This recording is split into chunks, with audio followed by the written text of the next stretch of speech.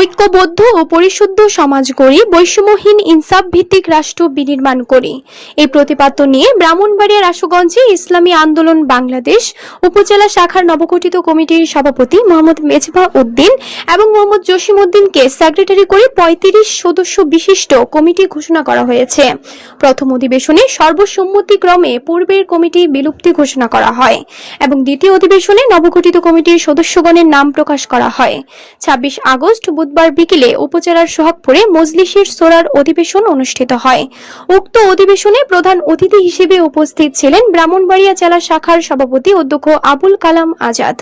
আশুগঞ্জ উপজেলা শাখার সভাপতি হাজী মোহাম্মদ আব্দুল হামিদ এর সভাপতিত্বে অধিবেশনে বিশেষ অতিথি হিসেবে উপস্থিত ছিলেন জেলা শাখার জয়েন্ট সেক্রেটারি হযরত মাওলানা মুফতি আশরাফুল ইসলাম বিলাল, সাংগঠনিক সম্পাদক হযরত মাওলানা মহসিনুল করিম হারুনি।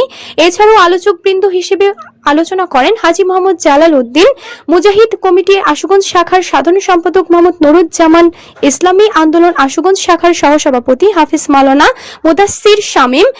অনুষ্ঠানে সঞ্চালনায় ছিলেন ইসলামী আন্দোলন আশুগঞ্জ শাখার সেক্রেটারি মোহাম্মদ জসিম উদ্দিন।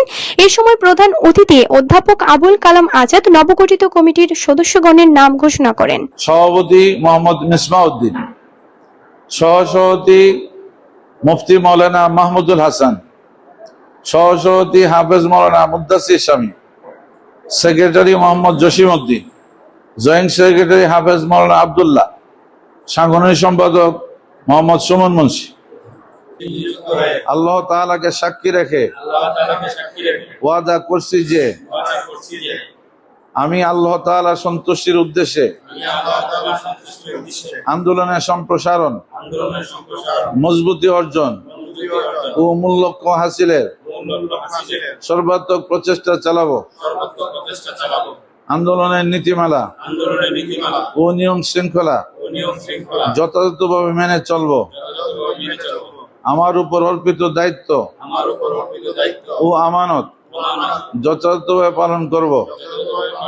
আল্লাহ তাআলা আমাকে এ ওয়াদা পালন করার তৌফিক দিন।